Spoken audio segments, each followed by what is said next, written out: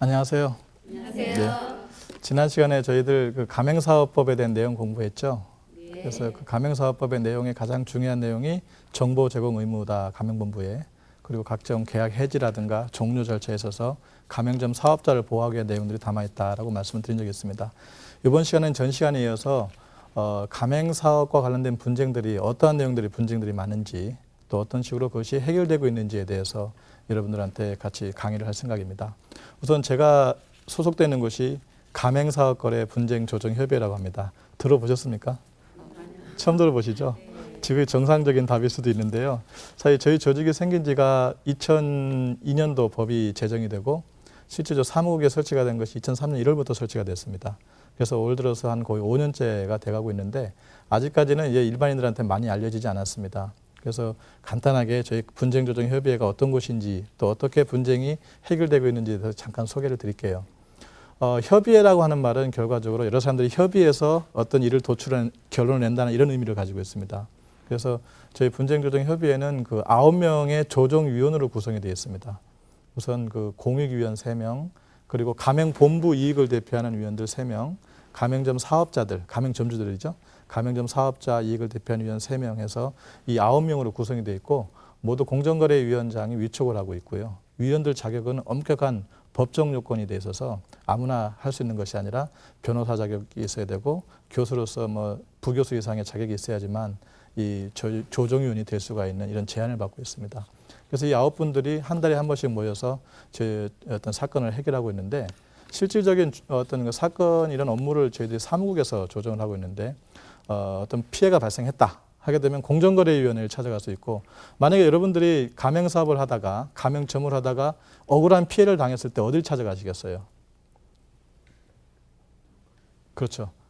이제 공부를 하신 분들은 공정거래위원회를 찾아가시고 또 어떤 분들은 소비자보호원, 지금 한국 소비자원으로 바뀌었는데 소비자원으로 많이 찾아갑니다. 그런데 공정거래위원회를 찾아가는 것은 일정한 정답이 될 수가 있는데 소비자보호원 찾아가는 건 정답이 될 수가 없어요.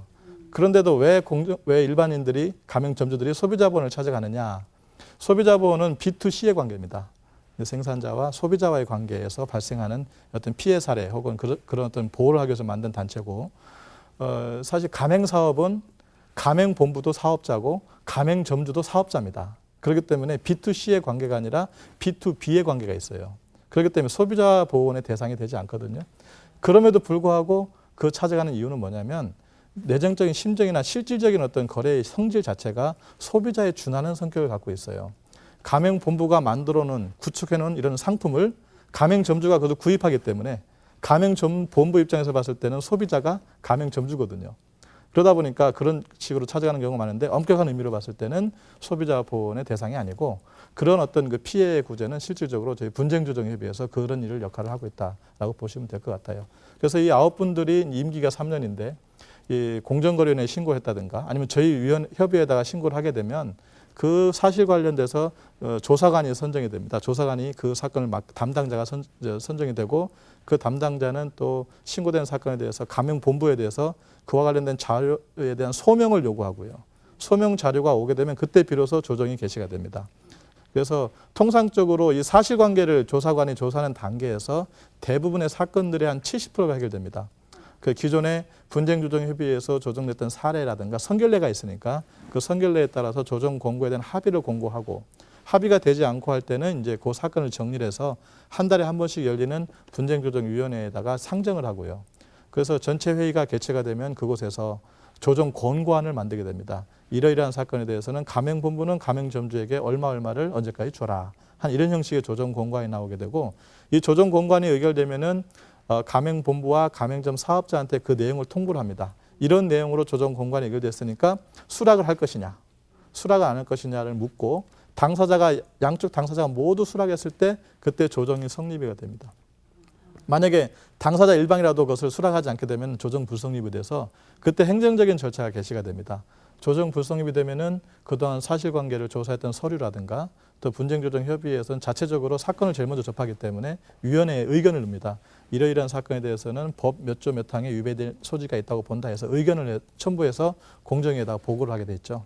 그럼 공정위에서는 그것을 근거로 해서 사건도 조사도 하고 행정처분한 이런 시스템을 받고 있습니다. 그래서 어떻게 보게 되면은 조정이라고 하는 것은 당사자 간의 민사 분쟁을 조정해주고 해결해주는 이런 수단이거든요. 기존까지 이런 조정이라는 절차 자체는 재판에 준하는 절차입니다. 사법적인 절차거든요.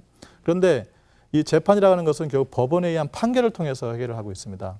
그런데 이 판결이라고 하는 것은 말 그대로 법원까지 가야 되고 또 여러 가지 또 전문적이고 다양화된 어떤 이런 복잡한 거래 관계에서 또 법원에서 일일이 해결하기가 좀 어려운 부분도 있고 하기 때문에 전 세계적인 추세가 재판 외 분쟁 해결 수단이라고 해서 ADR이라고 하거든요.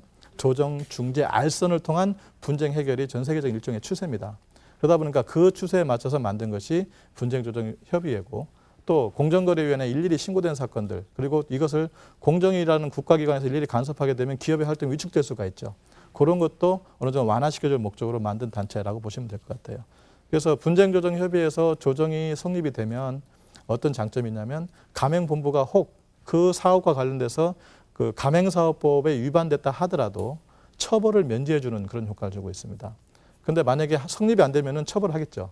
그렇기 때문에 일종의 조정에 있어서 실질적인 강제력을 갖고 있다라고 보시면 될 것 같아요. 그래서 저희들이 지금까지 2003년도부터 지금까지 한 1,200건 정도의 사건을 다뤘는데 그중에서 한 50% 정도가 이제 조정이 다 성립이 됐습니다. 성립이 되고 초기에는 성립률이 한 70%였다가 갈수록 이게 성립률이 떨어졌는데 그 이유가 어디 있느냐라고 이제 조사를 해보니까 법의 어떤 맹점, 법의 어떤 실효성이 없었기 때문에 그랬다. 왜냐하면은 신고가 들어가게 되면 본부 입장에서는 법을 위반해야지 해결을 많이 해주는 경우가 많잖아요. 근데 실질적으로 법을 처벌할 수 있는 근거가 없으면은 그때서는 법원으로 가겠다 하는 이런 경우가 있었어요. 그러다 보니까 합의 안 되는 경우가 있었는데 최근에 이제 법이 개정되면서 이 법이 좀 강화됐습니다. 그렇기 때문에 앞으로는 조정협의를 통한 해결들이 더 많이 될 거라고 생각을 하고 있습니다. 그래서 저희 협의회에서 조정이 되면은 조정조서를 작성을 해줘요. 이 조정조서는 이제 민사상 화해계약과 동일한 효력을 좀 주고 있고요. 그래서 이런 어떤 분쟁조정협의회에서 이런 절차를 통해서 해결하고 있다. 근데 제가 이 자리에서 분쟁조정협의회를 자랑스럽게 말씀드릴 수 있는 데는 협의회의 어떤 가장 큰 장점이 있어서 그렇습니다. 뭐냐면은 분쟁이 발생하게 되면 변호사를 찾아가게 되고 법률 전문가를 찾아가게 되면 비용이 들죠. 또 법원에 가게 되면은 또 소송 가액에 비례한 인지대를 내야 되고 또 변호사도 선임해야 되고 또 시간도 오래 걸리죠. 근데 저희 분쟁조정협의회는 다 무료입니다. 돈을 받지 않습니다. 국가에서 국고 예산으로 움직이기 때문에 그 비용도 받지 않기 때문에 자랑스럽게 와서 저희 협의회 광고를 할 수가 있는 겁니다. 그리고 처리 기간도 통상 60일이면 다 처리가 됩니다. 그리고 또 저희 위원님들이 전부 다 대한민국 최고의 전문가들이 계시기 때문에 아주 전문적인 조정을 받기 때문에 여러 가지 가맹점 사업자 입장에서는 상당히 아주 좋은 제도가 아닐까 이래 생각을 하고 있고 앞으로 혹 이런 일 있으면 이용하시면 좋을 것 같습니다. 자, 그래서 저희 분쟁조정협의회에서 지금까지 들어왔던 사건들이 1,000몇 건이 된다고 했는데 그 사건들을 한번 유형화해 봤어요. 어떤 류의 사건들이 제일 많은가. 그래서 실질적으로 프랜차이즈 어떤 가맹 사업에 있어서의 분쟁은 정말 다양한 범위 내에서 계약 전 범위에서 발생을 하고 있습니다. 왜냐하면 계약 체결 과정에서부터 하다못해 계약 교섭 단계에서부터 계약 이행, 계약 종료 그리고 종료 후의 단계까지 이 프랜차이즈 분쟁이 다양하게 발생하고 있어요. 그 이유가 왜 그러냐라고 보면은 이 프랜차이즈 사업의 특성상 다양성도 있고 또 하나는 뭐냐면은 가맹 계약 기간 내내 가맹 본부는 어떻습니까? 그 우월적 지위를 이용해서 혹은 정부에 있어서 우월성을 이용해서 가맹점 사업자들에게 불공정 거래 행위를 할 가능성이 상당히 높다는 거죠. 그러다 보니까 전반적으로 이런 그와 관련된 분쟁들이 많이 발생하고 있는데 제가 이번 시간에는 여러분들한테는 이걸 나눠서 계약 체결 과정에 있어서 발생하는 분쟁들, 그다음 계약 이행 과정에서 발생하는 분쟁들, 그리고 종료와 관련된 분쟁들, 그다음 기타 분쟁들 이런 식으로 나눠서 가장 흔하게 발생하고 있는 그런 사례를 이제 말씀을 드릴까 싶습니다. 여러분들 생각에는 어떤 분쟁들이 제일 많을 것 같아요? 그렇죠. 계약 체결 과정에 있어서 문제가 많이 발생합니다. 어떤 얘기냐면은 지금은 그런 것이 많이 보이지 않습니다만 초기에는 프랜차이즈 시장에서 영업맨이라고 했어요. 영업맨이라는 것은 뭐냐면 회사의 그 해당 가맹본부의 명함을 가지고 다니지만 실질적으로 그 회사 직원이 아니고 가맹점주를 모집하러 다니는 브로커입니다. 그래서 하나 모집해 주는데 얼마를 받고 하는 이런 형식을 해요. 그러다 보면 이 사람들의 목표는 뭐냐면은 짧은 시간 내에 많은 가맹점을 모집하는 겁니다. 많은 가맹점을 모집하기 위해서는 어떻게 합니까? 과장을 하죠. 우리하고 계약을 체결하게 되면 얼마 정도 볼 수가 있습니다. 책임지도 못할 과장을 막 할 수가 있습니다. 그러다 보면 가맹점주들 입장에서는 어떻게 하냐면 그 사람은 그 회사의 직원으로 생각하죠. 타이틀도 간부급 이상 타이틀을 갖고 다녀요. 그러다 보니까 이 부장님이 하셨으니까 이사님이 하셨으니까 아, 충분히 그렇겠다 해서 고개를 끄덕끄덕거리고 계약서에는 표시가 안 돼 있지만 그 말을 믿고 막상 믿고 계약을 하는 겁니다. 그러다 보면 나중에 이제 분쟁이 발생하는 거죠. 왜 계약 초기에 어떤 것을 지원해 주기로 했는데 왜 안 지원해 주느냐. 또 계약과 달리 이런 내용을 왜 안 해주느냐. 이런 것 관련 분쟁들이 많이 발생해요. 그러니까 이것을 소위 말해서 계약 체결 과정에 있어서 허위 과장 정보를 제공해줘서 그로 인해서 발생한 분쟁 사례가 많다는 거죠. 그렇다면 문제는 어떠한 내용들이 허위가 가장 많으냐. 제일 많은 내용이 과장하거나 부풀리는 내용이 뭐냐면 뭐겠어요? 그렇죠. 한 달에 얼마 번다는 거예요. 한 달에 얼마 벌고 얼마 정도 보장한다는 거거든요. 예상 매출액을 제시하는 겁니다. 근거 없이. 그래서 아무런 근거 없이 그냥 근거는 물론 조금씩 갖고 있겠죠. 가맹점주들을 어떤 설득을 하려면은 그런 것을 실질적으로 자기가 책임지지 못할 예상 매출액을 부풀려 가지고 이 정도 하게 되면 한 달에 얼마 정도 보장하고 사장님은 그냥 골프만 치시다가 나중에 돈만 가져가면 됩니다. 이런 식의 내용의 사례가 좀 있다는 거예요. 여러분들 웃으셨지만은 의외로 있습니다. 그러다 보니까 그로 인한 분쟁 사례가 저희 사례 중에서 한 50% 이상을 차지합니다. 그래서 계약 체결하고 그 과정에서 내가 투자한 인테리어 비용 그리고 그 가맹보험한테 줬던 가맹금을 다 돌려달라. 그리고 내가 받은 정신적 손해에 대해서 다 배상해달라라고 주장을 하지만 실질적으로 현행법에서는 보장받을 수 있는 방법이 없습니다. 왜 그러냐면 지난 시간에 여러분들한테 말씀을 드렸지만 허위 과장 정보를 제공한 경우에는 가맹사업법 구조에서 어떻게 합니까? 5년 이하의 징역, 1억 5천만 원 이하의 벌금에 처하도록 되어 있거든요. 그런데 현행법에서는 어떻게 되냐면은 가맹 희망자에게 정보 공개서를 제공함에 있어서 그러니까는 가맹 희망자라고 하는 것이 뭐냐면 현행법에서는 서면으로 정보 공개서를 신청하는 자를 말해요. 그러다 보니까 정보 공개서를 서면으로 신청을 해서 받은 자가 그 내용 중에서 허위 과장된 정보가 있을 때 한해서 허위 과장 정보에 의한 처벌을 받는 것이지 구두로 제공하는 부분에 있어서는 증거도 없을 뿐만 아니라 정보 공개서 제공이 아니기 때문에 현행 가맹사법 구조에 적용을 못 받습니다. 그렇기 때문에 실질적으로 안타깝지만 그 현행법에 의해서 특히 가맹사업 물론 이제 민법상 어떤 계약 법리에 의해서 보호받을 수 있는 방법이 있겠지만 현행 가맹사업법이란 강행법에 의해서 보호받을 범주에는 벗어난다는 거죠. 그러다 보면은 저희들이 그 과정에서 그 상당히 안타깝습니다. 가맹금이라든가 뭐 퇴직금 다 날린 사람 이런 사람들 많이 좀 보거든요. 그래서 그런 사례들이 제일 많이 발생합니다. 그리고 가까운 일본 같은 데서도 예상 매출액을 제시할 때는 반드시 그 근거를 같이 제시하도록 되어 있어요. 그리고 현행법에서도 예상 매출액을 제시할 때는 그 공인회계사가 감사한 감사 보고서를 그 사무소에 비치하도록 되어 있는데 실질적으로 이거 비치하고 있는 경우는 잘 없죠. 그래서 이런 그 허위 과장 정보로 인한 어떤 피해 사례. 자, 그럴 경우에 대부분의 어떤 가맹점주가 요구하는 것은 뭐냐면은 그 가맹금 돌려달라는 거거든요. 그럼 가맹금 돌려달라고 하면 지난 시간에 말씀드렸지만 가맹사업법상의 허위 과장 정보를 제공했을 때 그때 가맹금을 돌려받도록 되어 있죠. 그런데 아까 말씀드린 것처럼 그 허위 과장 정보라는 것은 받은 정보 공개서 상에 허위 과장 정보가 있을 때 한다는 거죠. 그렇기 때문에 이 규정도 사실 적용 못 받습니다만은 단순한 민사 분쟁으로서 계약 체결상의 과실 책임이라든가 그런 법리로서 저희들이 설득을 해서 어느 정도 해결하고 있는데 한 50대 50 정도는 해결되고 있습니다. 그런 내용들이 계약 체결 과정에서 이제 발생하는 분쟁들이고 그 다음에 많이 차지하고 있는 것이 뭐냐면은 인테리어 관련된 분쟁들입니다. 어떻게 보게 되면 프랜차이즈 본사들이 인테리어 수입을 백마진에서 많이 받는 경우가 있다 이런 얘기를 하는데 계약 체결 과정에서는 어떤 경우냐면은 체결하는 과정에서 영업을 하기 전 단계죠. 이를테면은 이제 인테리어 비용을 어떤 것을 면제해주고 어떤 걸 해주겠다 하면서 계속해서 설계 변경을 해가지고 비용을 부과시키는 이런 경우가 종종 있습니다. 그런 분쟁들이 발생하고 또 하나는 이제 개점 시기가 막 자꾸 지연되는 경우가 있어요. 이를테면은 프랜차이즈 가장 큰 특징 중에 하나는 뭐냐면 가맹본부가 제공해주고 있는 영업 노하우를 사용할 수 있는 권리도 있지만 가맹본부가 갖고 있는 노하우 중에 하나 뭐냐면 점포 입지 선정이라든가 어떤 교육이라든가 이런 것이 핵심적인 사항이거든요. 그래서 입지 선정을 해주는데 입지 선정이 서로 맞지 않아가지고 부당하게 지연되는 경우가 있습니다. 그로 인해서 계약 기간이 1년인데 1년 동안 그 점포를 못 넣는 경우도 봤어요.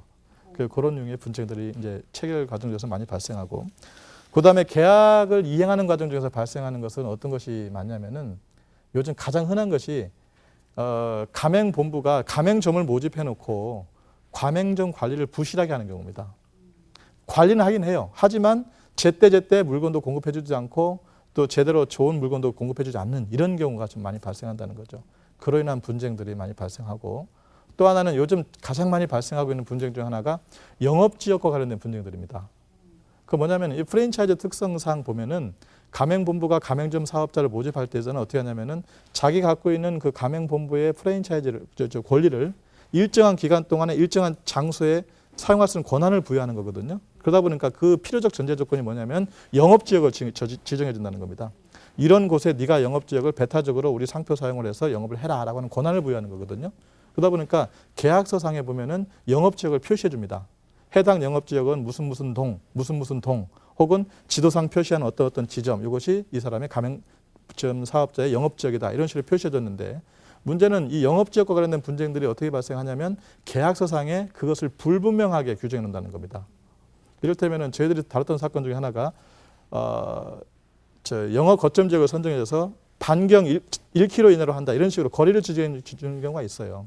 그런데 부산에서 했던 사건인데 그 가맹점 사업자가 3월 달에 개업을 했는데 개업한 지 한 달도 안 돼서 바로 250m 지점에 150m 지점에 또 다른 가맹점을 설치했다는 거예요. 그래서 계약서상에는 1km 이내로에는 자기가 배타적 영업권을 갖고 있는데 가맹본부가 그것을 침해했다는 겁니다. 그래서 명백한 계약 위반이잖아요. 그래서 회사 직원을 조사하는 과정에서 아니 당신들 계약서에 이렇게 위반하고 있는데 어떻게 된 거냐라고 하니까 그 양반이 저보고 뭐라고 하냐면은 계약서 한번 똑바로 보세요 이러는 거예요. 잘 보니까 가로치고 킬로미터가 돼 있는데 앞에 일자가 써 있고요. 일자 앞에 뭐가 써 있냐면 자동차 거리로 돼 있어요.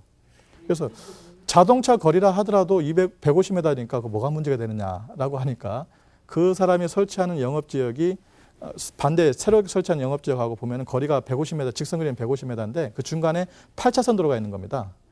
8차선 도로가 있는데 그 8차선 도로 때문에 이것이 실질적으로 150m가 안 된다는 거예요. 그래서 아니 그래도 직선거리가 150m 되지 않느냐라고 하니까 자동차가 이쪽에서 저쪽으로 건너가기 위해서는 저쪽에서 유턴해 와야 된다는 겁니다. 그러니까 1.2km가 나온다는 거죠. 그런 식으로 계약서상에 불분명하게 또 가맹점 사업자를 현혹시키는 이런 내용으로 영업지역을 설정해 주는 경우도 있고요. 또 아주 불분명하게 뭐 인구 몇몇 명당 한 개씩 이런 식으로 하다 보니까 가맹점주 간의 영업지역이 충돌되는 이런 사례가 많습니다.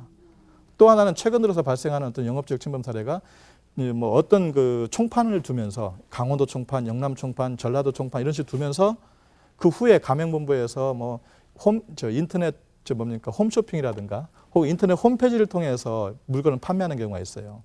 그러면 총판을 뒀으면 각 지역에서 주문이 들어오게 되면 그 지역의 가맹점주한테 오더를 내려줘야 되거든요.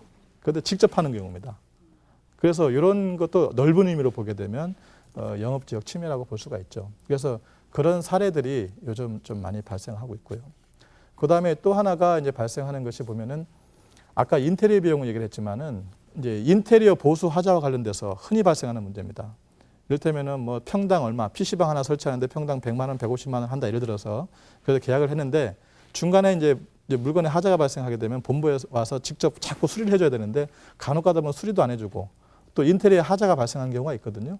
그러면 이제 답답한 가맹점주가 인근에 있는 인테리어업자를 시켜가지고 공사를 대신 시킵니다. 그러면 이제 그때 왔던 인테리어업자들은 이거 얼마 주고 했습니까? 라고 하게 되면 평당 150만 주고 했습니다. 깜짝 놀래가지고 가맹점 사업자한테 얘기를 하면은 속았다는 생각을 하는 경우가 있어요. 그런데 이런 예를 들어서 과다하게 인테리어 비용이 산정됐다 해서 신청되는 이런 사건들이 있는데 이런 경우들은 저희들은 좀 가맹점주들을 설득을 하고 있습니다. 왜냐하면은 이런 넓은 장소에다가 PC방을 설치하라고 하면은 그 색깔은 어떤 걸 입혀야 될지, 인테리어는 어떻게 해야 될지 이런 어떤 지적 사무들이 포함되어 있기 때문에 그 가격들이 포함된 가격이기 때문에 그것을 오해하는 경우가 있을 수 있습니다. 그래서 인테리어와 관련된 이런 분쟁들이 발생하고 있고, 그다음에 이제 마지막으로 계약 종료와 관련돼서 이렇게 발생하는 어떤 사건들 보게 되면 부당한 계약 해지와 부당한 계약 종료 이것을 볼 수가 있습니다.